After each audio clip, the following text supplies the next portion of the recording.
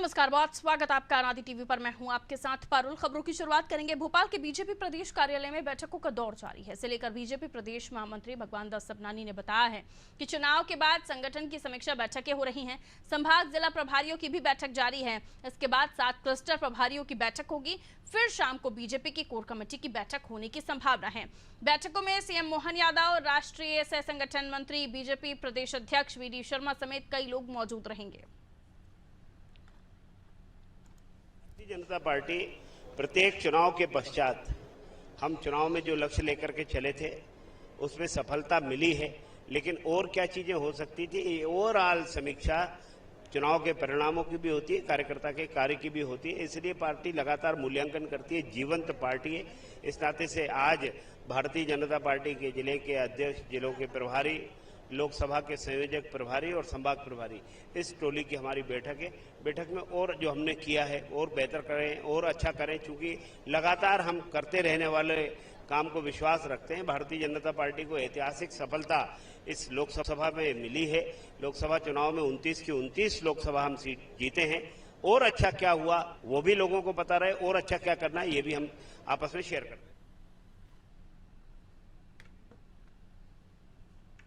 तो देखिए, बीजेपी कार्यालय में जो बैठकों का दौर है वो जारी है। 7 क्लस्टर प्रभारियों की बैठक होगी और उसके बाद बताया जा रहा है कि बीजेपी कोर कमेटी की बैठक होगी। दुर्गेश हमारे साथ जुड़े हुए हैं। दुर्गेश, बताइए, बैठकों को लेकर जो सबनानी जी बोल रहे थे, सबनानी जी ने कहा कि लगातार बैठकें की जा रही हैं और वो उसमें 7 क्लस्टर्स में बैठकें की जा रही हैं। आगामी समय में जो बैठक होगी उसमें अमूमन मुमकिन है कि तमाम बड़े लोग भी शामिल होंगे, जिसमें सीएम साहब का भी नाम शामिल है। आखिर इन बैठक का एजेंडा क्या है और किस तरह की ये बैठकें चल रही हैं?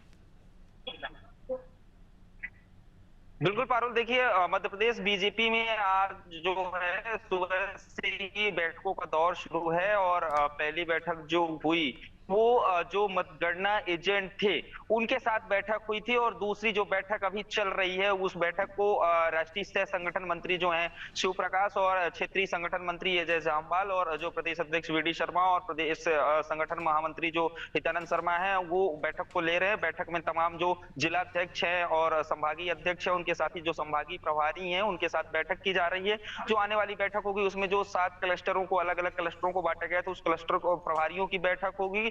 कुल मिलाकर के अगर हम बात करें पारुल, तो जिस प्रकार से भारतीय जनता पार्टी लगातार बैठकें कर रही है तो उस सबसे अहम बात ये हो जाती है कि जो बैठक अभी चल रही है इस बैठक में कहीं ना कहीं जिस तरीके से मध्य प्रदेश के लोकसभा चुनाव हुए, लोकसभा चुनाव में हालांकि 29 की 29 सीट भारतीय जनता पार्टी को मिली है, लेकिन कई ऐसी विधानसभा सीटें रही हैं जहां पर भारतीय जनता पार्टी को शिकस्त का सामना करना पड़ा है और कई ऐसे बूथ रहे हैं जहां पर बूथ में इनके वोट में गिरावट दर्ज हुई है। हालांकि भारतीय जनता पार्टी ने कहा था कि 370 वोट हर बूथ पर बढ़ाना है, लेकिन ऐसे कई बूथ थे जहां पर इस तरीके के सार्थक परिणाम नहीं आए हैं। इन्हीं सब जो है रणनीतियों को लेकर के इन पर मंथन किया जाएगा। आखिर क्या कमी रह गई थी, आखिर कौन से वो पॉइंट्स थे जिन पॉइंट्स को वो वोटरों तक नहीं पहुंचा पाए, और जो विधायक हैं, जो मंत्री हैं, जो कार्यकर्ता और पदाधिकारी हैं उनके बूथ का किस प्रकार से मतदान रहा, बूथवार मतदान की जानकारी ली जाएगी।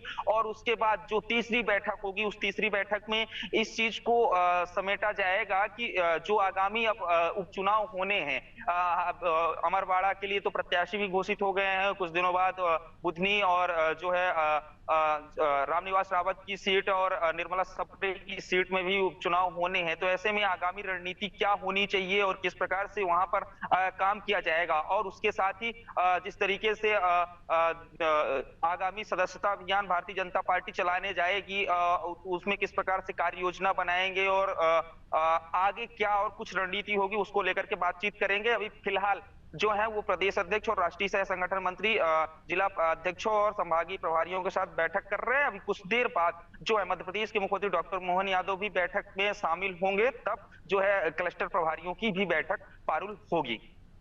बिल्कुल, तो तमाम तैयारियां चल रही हैं उपचुनाव को लेकर भी, और चुनाव के बाद हम देख रहे हैं कि 29 की 29 सीटें जीतने के बाद भी जोश कम नहीं हुआ है बीजेपी का। जैसे कि बीजेपी के लिए कहा ही जाता है कि 24 घंटे 7 दिन बीजेपी इलेक्शन मोड में होती है और उनकी तैयारियां फिर से शुरू हो गई हैं दुर्गेश। लेकिन ऐसा कोई खास चेहरा आपको नजर आया? क्योंकि अभी भी उपचुनाव में जो लोग उम्मीदवार होंगे उनके नामों का कोई ऐलान नहीं है, तो कोई अनुमान कि कोई बड़ा चेहरा या कोई ऐसी गतिविधि आपने देखी हो?